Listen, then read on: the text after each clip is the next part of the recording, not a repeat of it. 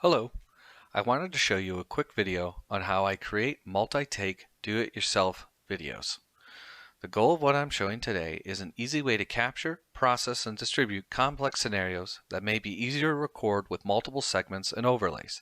Typically, people are only able to use single take captures, which can contain missteps or bad audio, which results in many long takes and errors. With what I'm showing you today, you will be able to break your video down into segments and then apply audio overlays to each segment and then stitch the segments back together to create a single multimedia file. To accomplish this, I'm using the following tools, applying the following rules. When selecting my tools, I wanted to ensure each application was free to use with a low risk of installing viruses and malware. Also, I wanted it easy to capture video and audio clips independent of each other. And finally, I wanted it easy to overlay those audio segments and those video clips and be able to stitch them together into a single file. The tools I'm using today are OBS, FFmpeg, and Microsoft Photo. To get started, we first need to download and install all the needed applications. You will find this is pretty easy since all the applications are freely available. First, we're going to download all the applications that you need, and then we'll go over configuration. So bring up Google and search for OBS. Make sure to download the latest Windows build from the website. Once you download it, install it using the default settings. Don't worry about configuring it now, we'll show you how to do it later. My goal is to get your environment set before we go over configuration. Next, we're going to search for FFmpeg. Again, make sure that you're getting the Windows build, and you want to make sure that you're using the latest static build. You can find that link here. Download it to a known location, and later I will show you where you extract and save it. Finally, we want to make sure that you have Windows Photo app, or otherwise known as Microsoft Photo apps. You'll see it both ways. This is defaultly installed on Windows 10, so you shouldn't have to download it, but if you need to, here's where you get it. Now that we've gotten everything downloaded and installed, our first application to configure will be OBS. When you first open OBS, you're going to see that you have a default scene created, as well as a blank sources section. The first thing that I always do is I rename the scene. Typically I name it what I'm going to configure as sources, so I always do two. The first one will be display. Once I've renamed it, then I'm going to click the plus under sources to go ahead and add that display capture port. Now when you select display capture, you'll find that you can give it any name. Typically I name it the source I'm going to capture from. And then I can go ahead through the drop-down list and decide what monitor I want to use. In this example, I only have one. You can also checkbox the capture cursor if you want the mouse pointer to show up in your recording or not. In this case, I'm going to. Once I have that set, I can now actually go ahead and start playing with the resize settings. Sometimes your monitor is a different resolution than your recording, so to easily reset your capture to your recording, you right-click and you can resize the output. This will make it a lot easier to ensure that your recording covers the maximum size of your screen. Now that we created our display scene, we can create our audio scene. I click the plus under scene and name it audio. Then I select the plus under source to add my audio output source. I give my source a unique name and I select the device I want to use to make my recordings. Now that we have both scenes created, one thing I want to highlight is the fact that you want to make sure that when you're on your display scene, all audio devices are muted. You mute them by clicking on the speaker icon within the audio mixer section of OBS. And then also when you're under the audio scene, you have to make sure that the appropriate output device is not muted. Otherwise, you're not going to capture any sound. I do the two scenes because it makes it much easier to be able to do your recordings and then process them for later.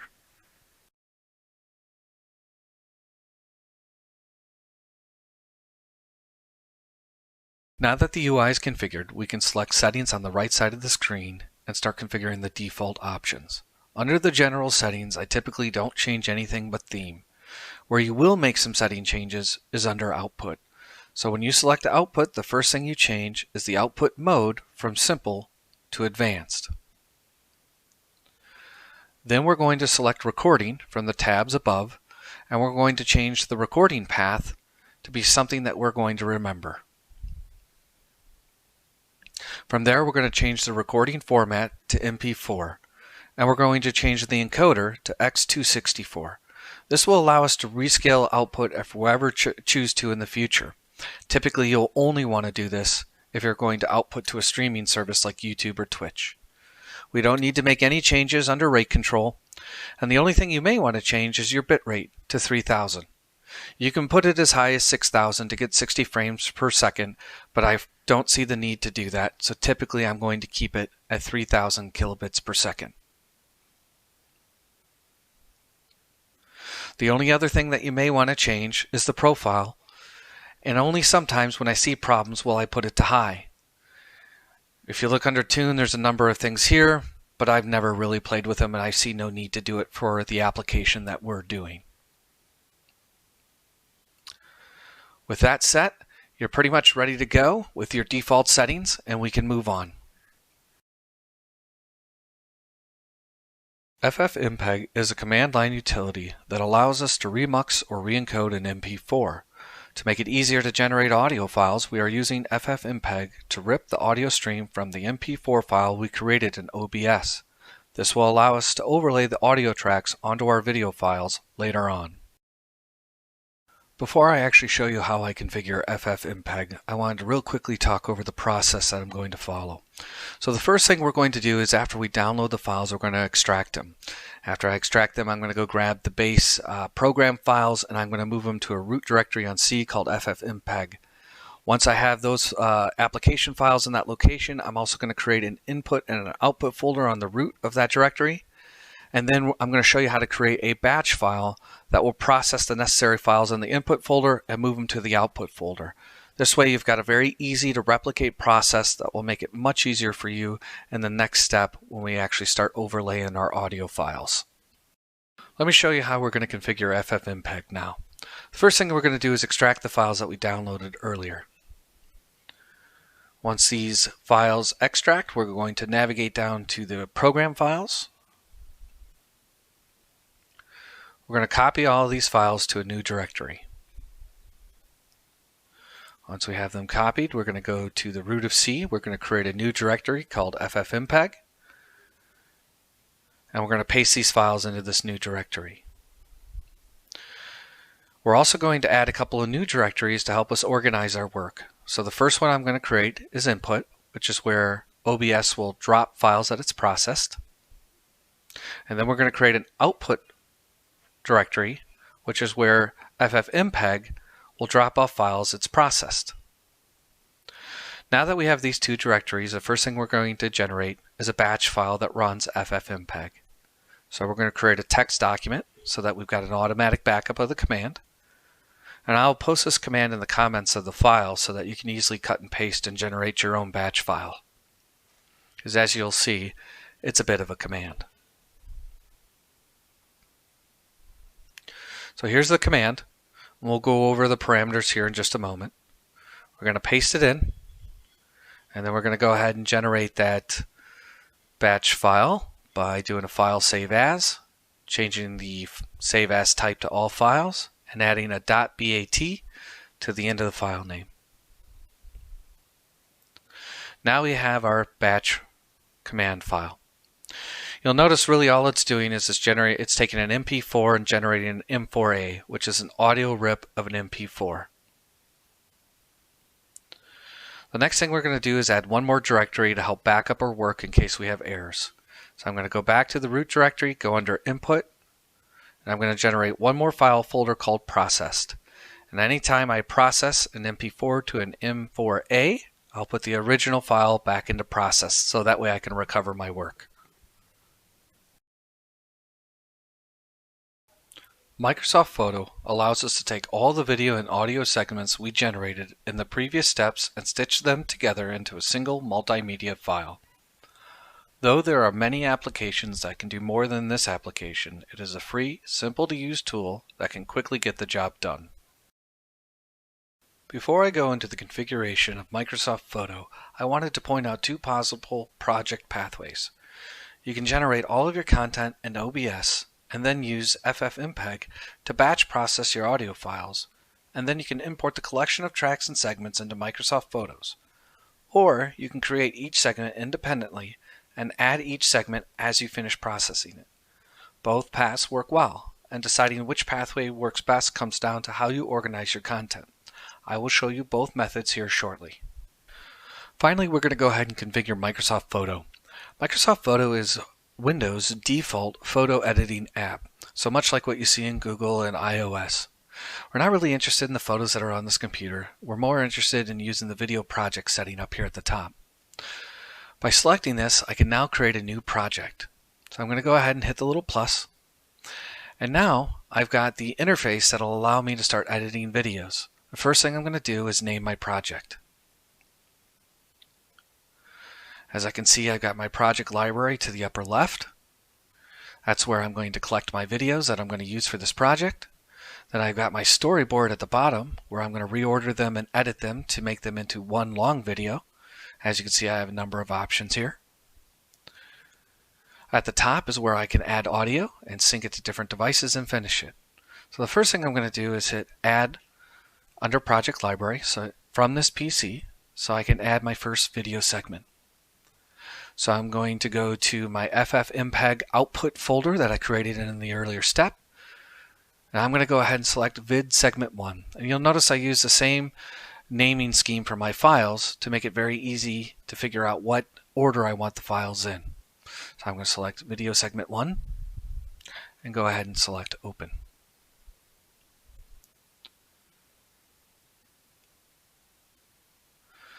Now the video is in my library and I can drag it down to the storyboard so I can start to edit it. Notice all the options I have for editing along the top of the storyboard. I've got trim, split, text, motion, 3D effects, filters, speed, etc. Most of these I don't care about for this project. All I'm going to focus on is trim.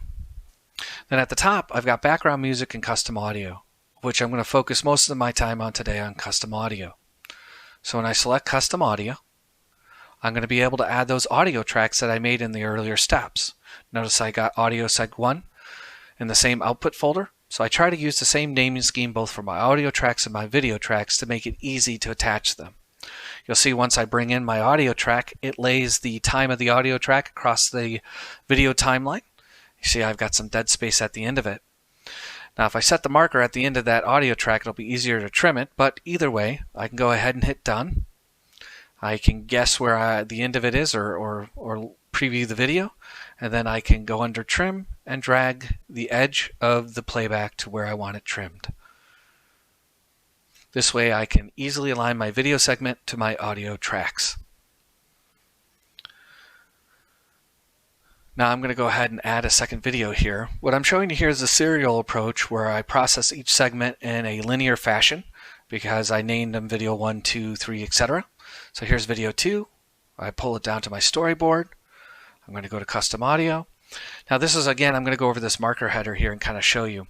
Wherever you put that marker at is where it's going to lay down the next track or the next video. So you want to be aware of where you're putting it, and it helps you align where you want the next audio track to start. So in this case, I'm going to put it right at the end of the other audio track, go up and hit the Add the File, select segment 2, open it, and you'll see that it pulls it in. Now I have the ability to change the size of that segment as well as drag it around. So that way if I need to clip things off the audio segment, I can. I'm going to go ahead and click Done and go back to the main project screen. You see that I've got two segments in here. Now if I have my content organized by subject instead of in a linear fashion or a sequential fashion, I can actually select them all and hit Open. So it brings them all into the library. Now if I wanted to, since they're all checked, I could drag them all into the storyboard, or I can deselect each one of the segments and then decide which order I want the segments to be in the storyboard. So I can drag and drop however I feel it should be set up. As you can see, I can manipulate the order at any point. I can edit it. Also notice that the time of the video is increasing. So each time I add a new segment, the overall video size is getting larger. Notice that the marker hasn't changed location. So as far as trying to reset where audio tracks go, it's fairly easy to drag the marker to the end of the last audio segment, hit the add file, and go ahead and put the next segment in. So you can see by having a common naming scheme for both your audio and your video files makes it really easy to be able to attach them and organize them. So now you can see that I've got my whole project laid out, my whole video set up. So the next thing is I'm going to finish my video. I'm going to go ahead and make sure the video quality is as high as it can go. I'm going to go ahead and select more options just so you can see what's there. And what you'll find is that it's just using hardware accelerator encoding. Not something you're probably ever going to use, but I just want to show you it's there. I'm going to go ahead and hit export. I'm going to name my output file, which will be the video that has all of these segments and tracks put together. And I go ahead and start exporting. This will take quite a while, so you'll want to make sure that you can leave your computer alone so that it can use as much processing power as it can to ensure the highest quality of your video. Now that we've configured each component, I'll quickly run through the entire process so you can see how I capture a video segment, an audio segment, process the audio segment in FFmpeg, and finally put it into a project within Microsoft Photos and then generate an end video file for distribution. When we open OBS, all of our settings should still be there from the first step, and they should remain. So our display scene should still have the right source of our monitor, and we'll want to make sure that any microphone or audio device is muted. From there, we can go ahead and just jump right to start recording and go ahead and start doing whatever it is that we want to record. I'll just hit a few icons here just to make the screen jump around, but ultimately we're recording whatever's going on. Once we get the video that we want, we go ahead and stop that recording, and our next step will be to capture the audio track. So we're going to go ahead and make sure that we select the audio scene on the far left side. We'll want to make sure that whatever mic we're going to use is not muted, so you want to make sure that it is not the red. And then we're going to go ahead and hit our start recording again. Now all this is going to capture is just the audio that we're laying. So we're going to go ahead and discuss whatever the information is associated to the video content that we recorded. And once we've got enough information there, we're going to go ahead and stop it. Now we've got both a video and an audio track. But the problem is we still got to clean that audio track to make it something that we can overlay into a video project in Microsoft Photos. So we're going to go ahead and jump into FFmpeg, which is that command line utility. So the first thing we're going to do is we need to make sure that we find that audio file that we saved and that video file. So sorry about the naming convention, so you'll have to see here. So I've got my segment 12 for audio and video. I'm going to go ahead and drag the video back down into my output folder because it's already good to go. So all I need to do is process my audio track with FFmpeg. So I'm going to go ahead and make sure it has a name that I can identify it with. I'm going to make it 13 to make sure that it doesn't have any naming conflicts. I'm going to go edit my batch file with my FFmpeg command. So we go up to edit and we go ahead and change the name so they match. It's going to be 13 and 13. So that will process that file, and we go ahead and hit save, and then we run the batch file. And if the batch file has all the right parameters, we'll see audio segment 13 appear in the output folder, which there it is. So now I've got my audio track and my video track. Now it's time to create my Microsoft Photo video project. So I create the project. I name it something that is unique. I go ahead and hit OK. I'm going to add that video segment that I created, or however many segments I have. In this case, I only have one. I'm going to drag it down to the storyboard so I can edit. Once it's in that storyboard, you'll see all the options of video editing that Microsoft Photos has across the top of the storyboard. I'm going to go add my audio track. So I go ahead and add that audio track, which should be audio 13. I know the naming convention's a bit off here, but it's okay. Now that you see I've got the track that's there, I can move it, put it along the timeline wherever I want. If for some reason I have multiple audio tracks per video segment, I can move the marker and go ahead and add another track, which I'll go ahead and do here. I now have my multi-track video segment. Go ahead and hit done. This concludes my project for today, so I'm going to go ahead and hit Finish Video. Make sure that it's high, and I'm going to hit Export. And if everything goes to plan, this video will take a while to process, but then it will auto start and start playing through Microsoft Photos video editor. So we'll go ahead and watch the export. It's almost done. Almost there, and in just a moment we should see the screen start, and there we go. So everything looked like it was created correctly. Thank you everyone for your time today. I'm not accustomed to making this long a video, but I wanted to show a complete process on how to capture audio and video and be able to stitch it together into a full presentation without having to do it in a single take. I hope this video helps, and if you have any questions, please feel free to contact me.